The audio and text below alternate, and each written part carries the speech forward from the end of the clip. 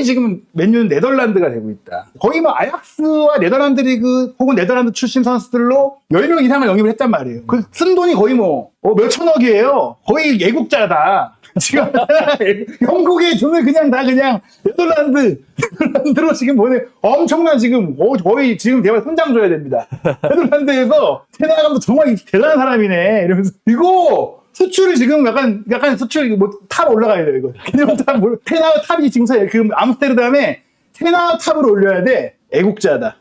애국자라는 거죠. 네덜란드 애국자다. 네, 네덜란드 사람들 봤을 때는 욕할 수가 없어요.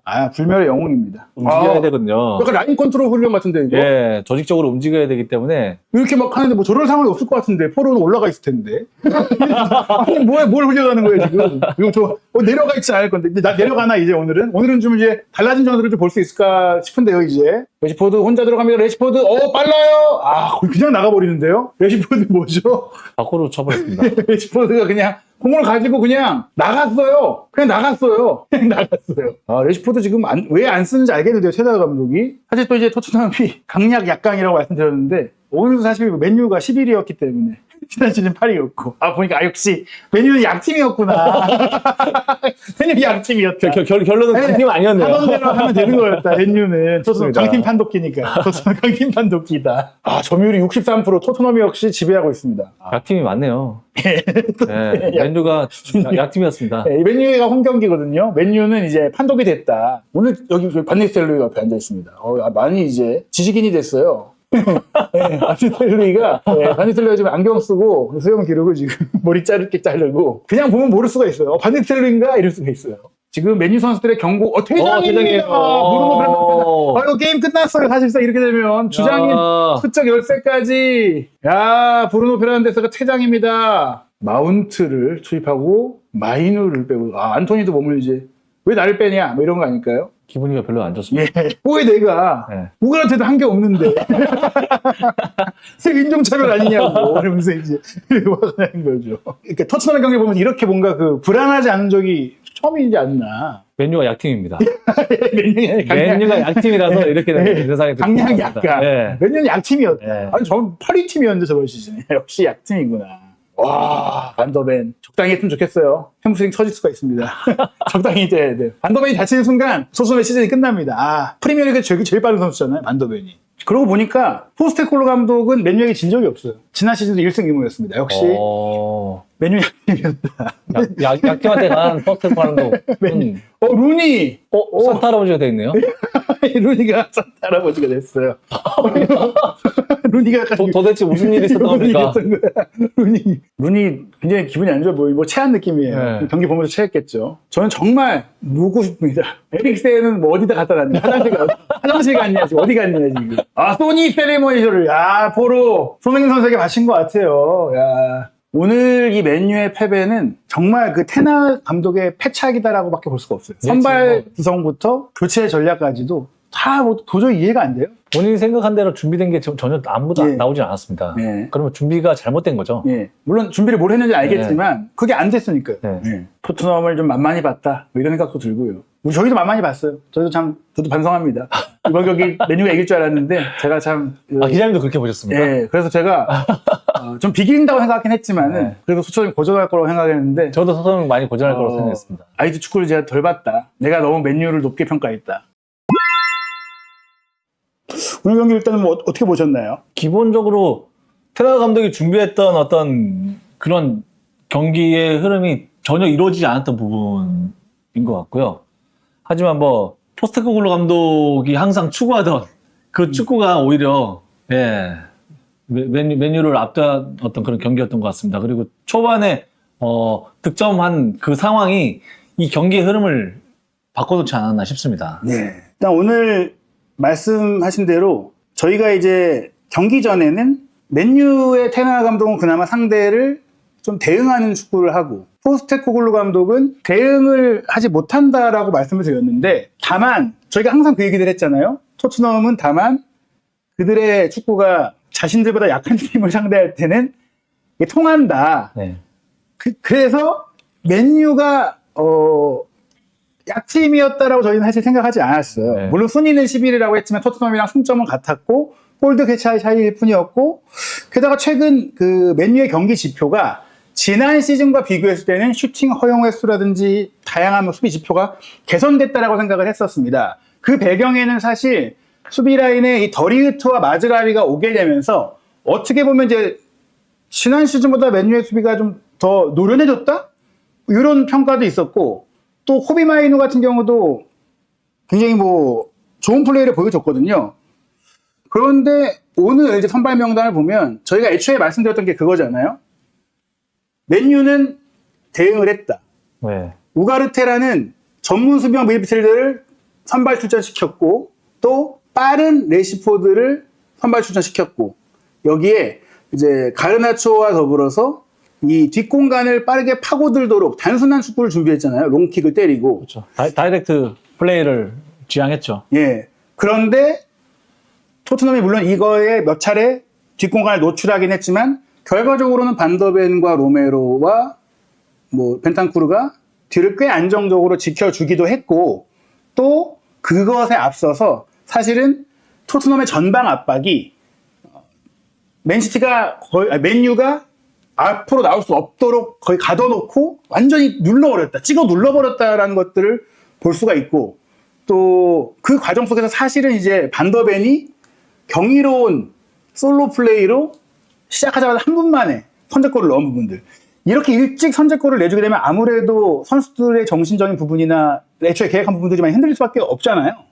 그래서 더 토트넘이 추구하는 방향성도 이끌려가고, 하지만 맨유가 추구하는 방향성대로 뭔가를 가져가지 못했던 것 같습니다. 반더벤의 어떤 돌파로 인해 존슨이 첫 득점을 했죠. 그런 첫 득점으로 인해 가지고 맨유가 준비했던 것들이 안 나오고 더 초조해지고 더 급해지지 않았나 싶습니다.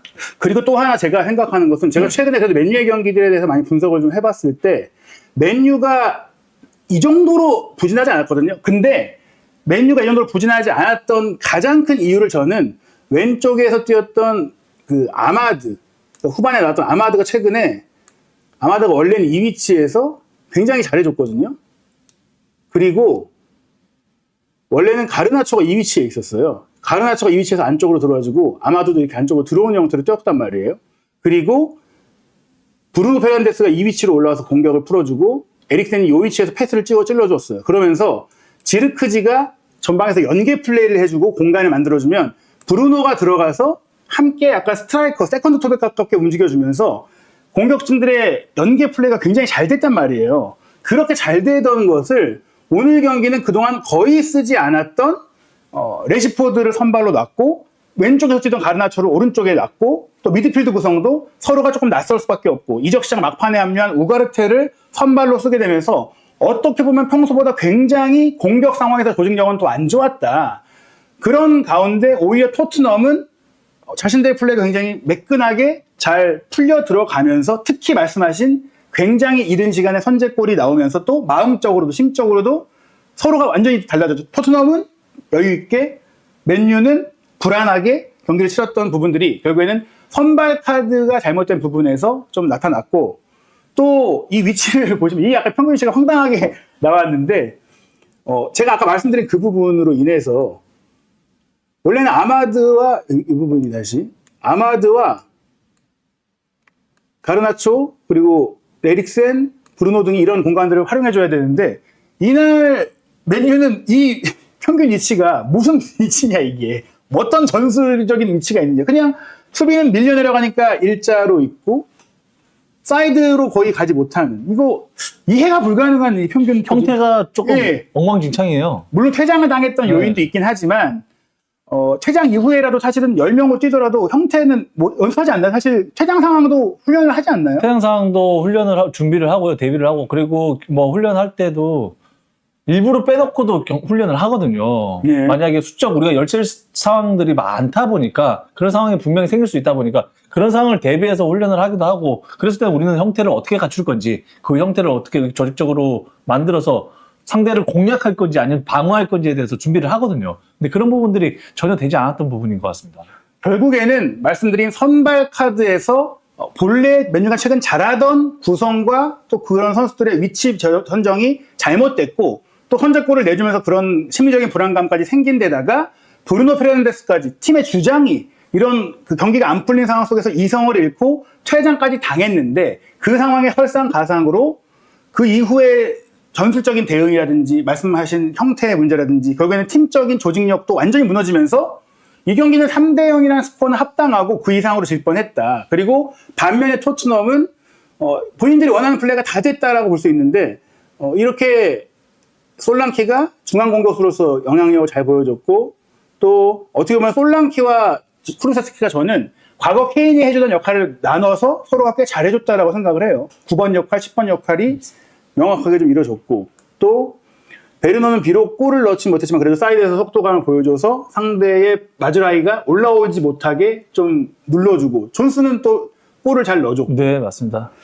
그리고 뭐 포로는 여기서 인버티드 평소만 인버티드로 들어왔지만 패스를 뿌려주고 우도기는 들어가서 힘으로 숫자를 만들어주고 그리고 이 세 명이 뒤에서 커버해주는 전술적인 조화가 굉장히 잘 이루어진 것 같아요. 조직적으로 균형적으로 잘 갖춰져 있다 보니까 조직적으로 무너진 맨유를 공략할 수 있는 어떤 그런 방법들이 굉장히 다양하게 많았었어요. 네. 그래서 뭐 인버티드 풀백으로 들어와서 사이드백 선수들이 하프 스페이스 공략할 수 있는 어떤 그런 상황들도 굉장히 좋았고요. 예, 중요한 게 현대 축구의 이 포지션 플레이라고 하는 부분들은 특히 이제 과르디올라 감독을 기점으로 지금 포스테코글루 감독이나 뭐 이런 많은 감독들이 중요시하는 게 채널을 얘기하잖아요. 세로로 이렇게 나눠서 모든 채널마다 이 선수가 들어가서 여기서 공략을 하는 말씀하신 네. 측면, 하프 스페이스, 중앙 네, 이 모든 센터. 위치에 네. 선수들이 있었고 그 위치마다 각기 다른 장점을 가진 선수들이 공격을 들어왔고 왜냐하면 우도기는 여기 들어가고 포로는 일로 들어가고 뭐 프로세스키 가고 이렇게 그러니까 모든 영역에 선수들이 들어가고 심지어 뭐 반더벤도 일로 올라와서 막 차지해주고 그러니까 토트넘이 추구하는 축구가 완벽하게 이날 경기에 구현이 됐다. 예. 그래도 잘 뭐 사이드에 있는 그 선수들이 하프 스페이스로 들어오기도 하고 그리고 그 공격형 미드필드 선수들은 또 사이드로 나가서 스위치 플레이를 함으로써 그 공간을 공략하기도 잘 했고요. 예. 그리고 또 메디슨 같은 경우도 예. 이게 또 안 되네요.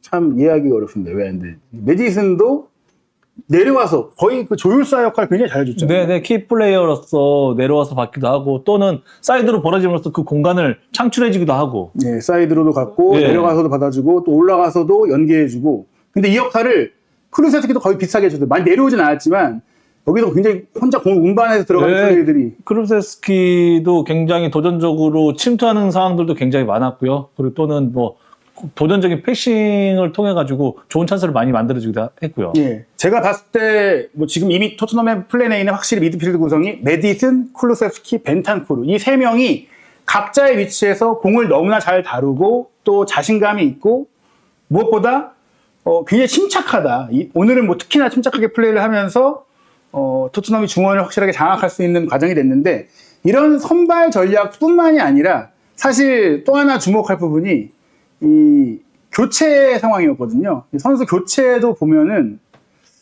저희가 가장 또 지적했던 것이 맨유는 대체 무슨 생각으로 이런 교체를 했느냐. 저는 가장 주목할 부분이 이제 브루노 페르난데스의 퇴장에 어떻게 대응하느냐라고 생각을 했었고 제가 브루노 페르난데스가 또 퇴장을 당했을 때 바로 얘기 드렸던 게 전반에 그래도 막바지였단 말이죠. 그러니까 하프타임까지 선수 교체를 기다릴 필요가 있었느냐. 뭐 선수가 뭐 감독님 입장에서도 뭐 선수가 뭐 전반전에 교체당하는 게 굉장히 뭐 기분이 나쁠 수 있는 부분일 수 있지만 그러거나 하프타임에 교체가 되거나 사실 저는 큰 차이가 없다고 생각했거든요. 왜냐? 브루노 페르난데스가 전반 42분에 퇴장을 당했단 말이에요.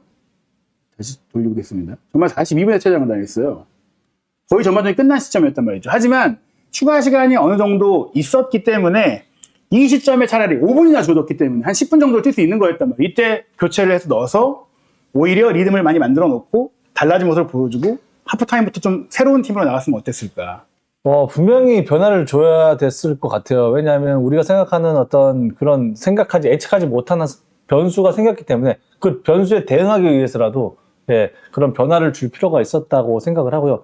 굳이 뭐 하프타임까지 그거야 어차피 팀을 위해서 설득력 있게 이해시키고 끝나고 나서 예, 충분히 이해시키고 대화를 통해 가지고 잘 전달할 수 있는 부분이고 하지만 선수의 감정 때문에 교체를 못하는 건 조금 아닌 것 같습니다. 그리고 사실 브루노 페르난데스 퇴장은 전조 증상이 이미 있었다. 이날 정말 많은 맨유 선수들이 경고를 받았습니다. 여기서 뭐 노란색이 엄청 많이 보이잖아요. 최종적으로 경고를 받은 선수가 마즈라위, 달로, 마운트, 마르티네스, 우가르테 그리고 브루노의 퇴장이 있었는데 브루노의 퇴장이 있기 전에 이미 마즈라위가 34분의 경고를 받았고 그 다음에 달로가 39분 거의 5분 간격으로 이런 징계들이 나왔다는 것은 계속해서 뚫리고 수비가 흔들리고 있었다는 것이고 선수들이 거칠어지고 있었다는 거니까 맞습니다. 어떻게 보면 물론 경기 중이고 함성이 크다고 하더라도 감독이 어느 정도 선수를 캄다운 시켜줬어야 되는 게 아닌가 뭐 그런 생각도 들거든요. 그런 컨트롤까지도 감독이 밖에서 해야 될 역할이고요. 전체적으로 조율을 하고 하지만 그 경기 속에서 선수들의 감정적인 통제도 밖에서 컨트롤할 수 있어야 한다고 생각합니다. 그리고 무엇보다 이제 제가 제 의견으로서 말씀드리고 싶었던 것은 첫 번째 교체 카드로 왜 마운트를 넣었을까? 마이누를 빼고 마운트를 넣은 것. 물론 그 역할상으로 저는 브루노 페르난데스가 빠졌을 때 2선에서 골을 넣을 수 있는 창의성, 즉 최근에 제가 말씀드린 대로 에릭센, 브루노를 함께 쓸 때 에릭센이 조금 플레이메이킹을 하고 브루노가 세컨드 톱에 가깝게 움직였는데 마이누가 조금 더 박스 투 박스니까 브루노의 역할을 할 수 있으면서 마이누의 역할도 할 수 있는 마운트를 넣었다고 생각은 돼요. 그런데 결과적으로는 마운트가 에릭센과 비교했을 때는 패스의 질이 떨어지고 브루노와 비교했을 때는 세밀함이 떨어지고 투박하잖아요. 즉 어정쩡한 선수였단 말이에요. 실제로 마운트가 들어가서 뭘 했느냐고 생각하면은 들어가서 바로 이제 경고 먹었습니다. 경고를 받은 거죠. 들어가서 경고를 받은 거예요. 그것은 오히려 또 후반전에 마운트의 플레이를 위축시킬 수밖에 없었던 것이고요.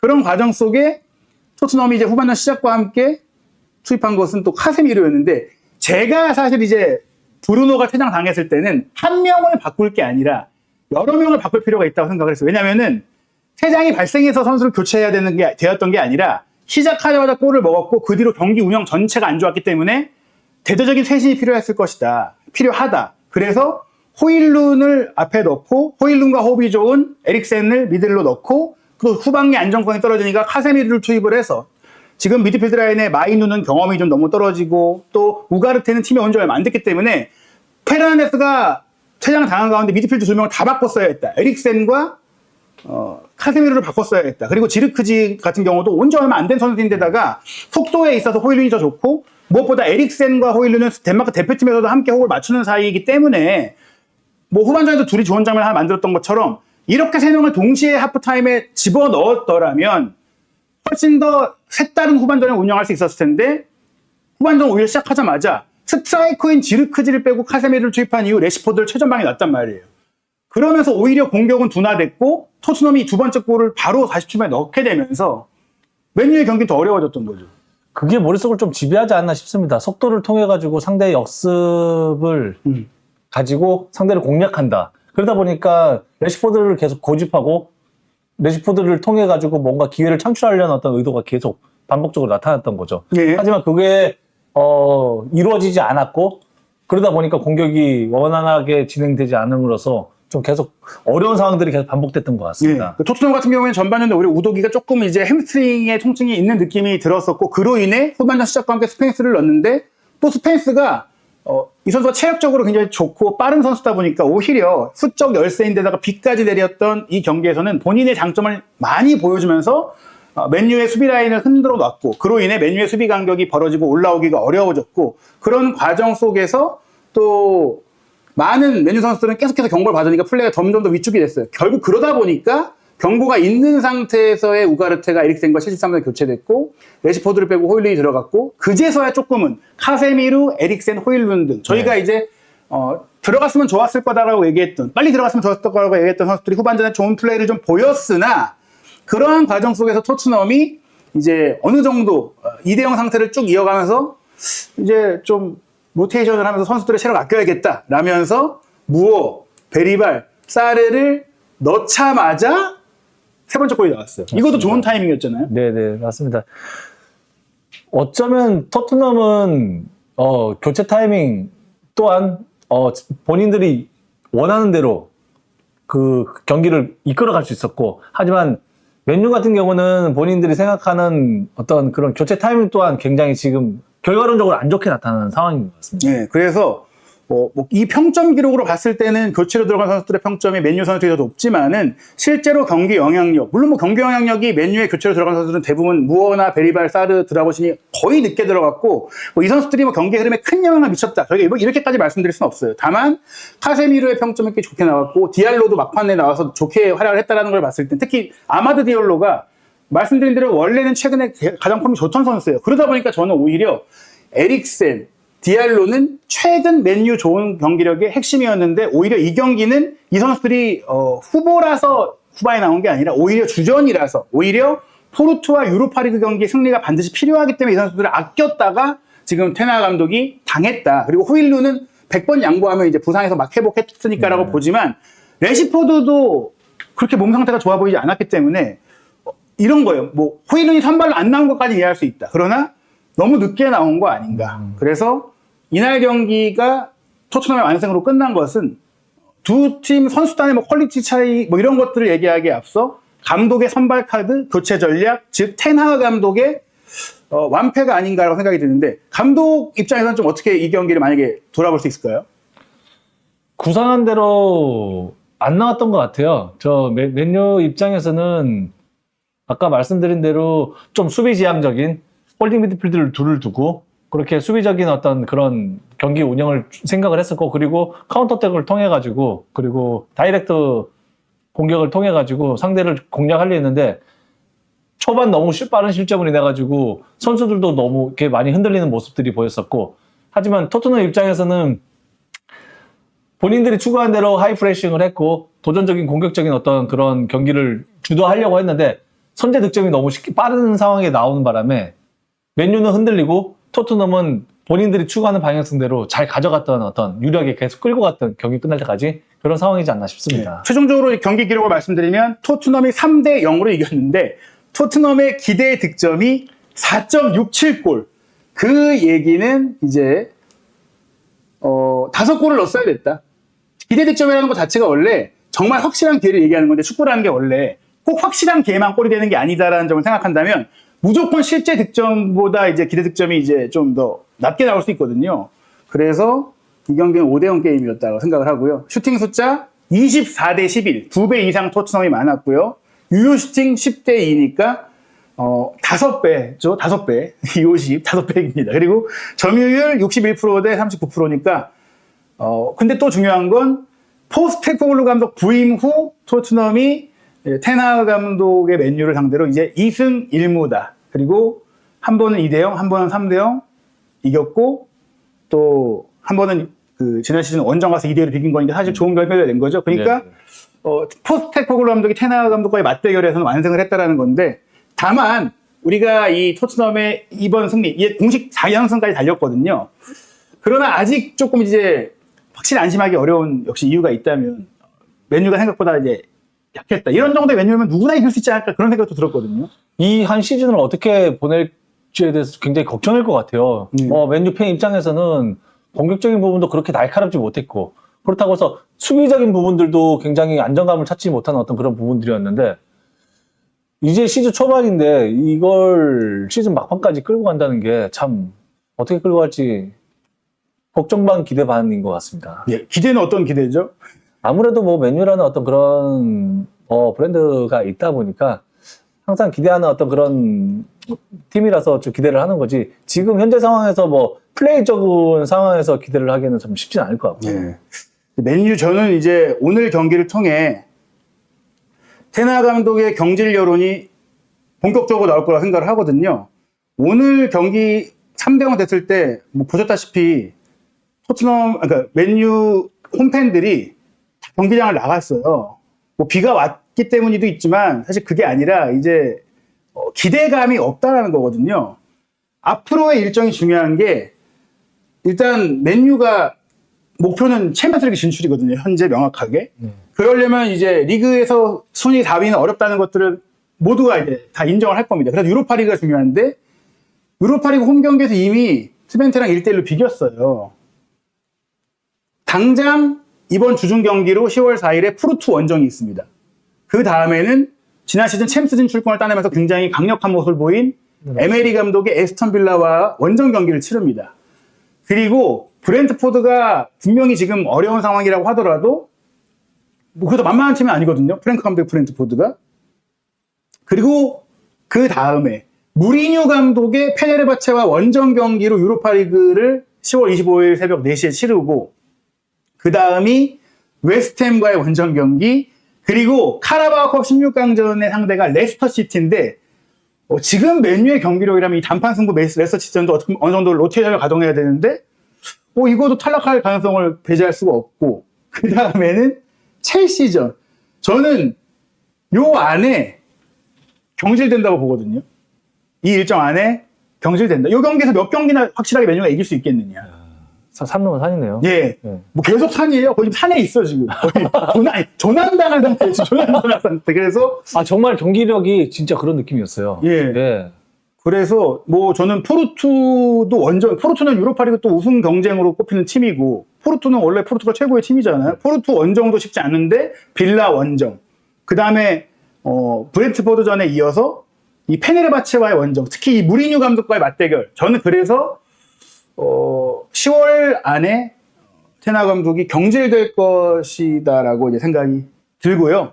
그리고 토트넘은 이제 이번 경기를 완전히 완승을 거두면서 공식전 4연승을 거뒀기 때문에 개인적으로는 뭐 헝가리의 페렌치바로시와의 경기는 좀 무난하게 승리를 거둘 수 있다라고 생각을 해서 포스테코글루 감독은 이제 굉장히 큰 고비를 넘었다. 다만 강약 약강이라고 이제 지적을 했던 부분, 토트넘은 강팀을 상대로는 너무나 좀 무력하지만 약팀은 확실하게 잡는 팀이다라고 얘기를 했는데 오늘의 결과는 포스테코글루 감독이 강팀을 상대로도 뭔가를 보여줄 수 있다는 것을 입증한 게 아니라 맨유가 약팀이라는 게 입증된 강팀 판독기 맨유의 토트넘의 이 강팀 판독기가 발동돼서 맨유는 약팀이었다. 이게 드러났다는 정도고 토트넘이 정말 포스테코글루 감독이 변화를 보여주고 잘 된다는 걸 보여줬는지를 보려면 조금 더 기다려봐야 된다. 그런 저의 개인적인 생각인데 어떻게 생각하시나요? 저도 오늘 경기를 보면서 맨유는 약팀이었다라고 얘기하기도 그렇고, 뭐 강팀은 아니다 이제. 강팀은 아니다. 네, 이제는 강팀은 아니다라고 얘기를 할 수 있을 것 같고, 토트넘은 그래도 지금까지 지켜본 거와 다르게 조금 앞으로는 기대해볼 만한 어떤 그런 분위기인 것 같아요. 그렇죠. 사실 경기력적으로는 사실 저희가 뭐 이렇게 맨유에 대해 얘기를 하면서 조금 장난스럽게 얘기를 하긴 했지만 뭐 그런 것들을 다 차치하고서라도 사실 맨유를 상대로 한 토트넘의 경기력이 좋았어요. 좋았던 게 사실이기 때문에 이 경기력이 또 유지가 된다면 토트넘은 매우 이제 기대해 볼 만하다. 그래서 토트넘의 일정까지 저희가 살펴보고 이제 풋토크 분석을 좀 마치도록 하겠습니다. 토트넘의 일정만 제가 한번 다시 검색해 보겠습니다. 이 컴퓨터가 참 제 생각대로 컨트롤이 잘 안 되고 있어요. 제가 컴맹은 아니지만 이 노트북이 익숙하지가 않아서 마지막으로 토트넘의 일정만 보도록 하겠습니다. 왜냐면 이제 손흥민 선수의 몸 상태는 아마 잠시 후에 이제 진행될 포스테코글루 감독의 기자회견을 통해서 아마 좀 얘기가 추가적으로 나올 것 같거든요. 토트넘의 일정을 보시면 다음 경기는 10월 4일 금요일 새벽 1시 45분 헝가리 클럽 페렌츠 바로시와의 원정 경기인데 저는 개인적으로 이게 카라바오와 홈 경기를 3대0으로 크게 이기기 때문에 이 페렌츠 바로시전에 좀 많은 로테이션을 좀 하지 않을까. 그리고 10월 7일 월요일 0시 30분에 있는 브라이튼과의 원정 경기. 사실 브라이튼이 또 최근에 조금 초반에 기대가 주춤했기 때문에 이 경기는 토트넘이 반드시 승점을 얻어야 되는 경기고 그 뒤에 월드컵 예선 A매치 일정이 있고 나서 10월 19일에 웨스트햄과의 경기도 굉장히 중요하죠. 서런던 더비고 10월 25일에 알크마르와 유로파리그 경기, 그 다음에 크리스탈 팰리스와 프리미어리그 원정 경기에 이어서 맨시티와 카라바오컵 16강전, 그 다음에 에스턴 빌라와 프리미어리그 경기, 갈라타사라이와 유로파리그 원정 경기. 사실 맨유 일정이 좀 비슷해요. 터키의 강호와 원정 경기도 해야 되고 또 카라바오컵 16강도 있고 아주 빡빡한 일정인데 빡빡한 일정이다 보니까 사실 토트넘의 가장 큰 리스크는 이런 많은 활동량을 가져가야 하는 선수들의 부상 관리, 몸 관리가 아닐까 싶어요. 그 부분이 가장 치명적인 것 같아요. 뭐 토트넘 입장에서는 많이 뛰어야 되는 어떤 그런 전술적 어떤 그런 걸 가져가기 때문에 선수들 체력 관리, 그리고 이제 뭐 A매치 뭐 월드컵도 준비해야 되는 어떤 선수들도 분명히 많을 거고, 그렇다면 이 타이트한 일정 속에서 체력 관리를 어떻게 하느냐가 가장 뭐 앞으로의 어떤 가장 큰 관건이 아닌가 싶습니다. 실제로 이제 손흥민 선수의 부상 정도가 어떤지도 중요하고 로메로도 아르헨티나 대표니까 멀리 남미를 또 갔다 와야 돼요. 또 그런 일정 속에서 로메로가 또 몸 상태에 문제가 생겼던 때가 있기 때문에 토트넘이 이제 빡빡한 일정에다가 선수들도 대표팀 선수가 많다 보니까 그 부분을 잘 또 조율하지 못한다면 지난 시즌처럼 정말 좋다가 부상자가 하나 늘어나면서 팀이 좀 무너졌었잖아요. 그런 부분들을 어떻게 이겨낼지, 과연 이제 페렌치 바로 시전에는 어떤 선수가 나오고 또 손흥민 선수의 몸 상태는 어떻게 될지도 추가 소식이 나오면 저희가 전해드리도록 하겠습니다. 함께 늦은 시간까지 입중계로 소통해주신 여러분 감사드리고요. 앞으로 이어지는 또 한준TV의 분석 영상과 또 다음 경기 페렌치 버르시와의 경기도 저희가 입중계 실시간 중계 준비할 예정이니까요. 한준TV 구독, 좋아요, 알림 설정 해주시고 함께 해주시기 바랍니다. 감사합니다.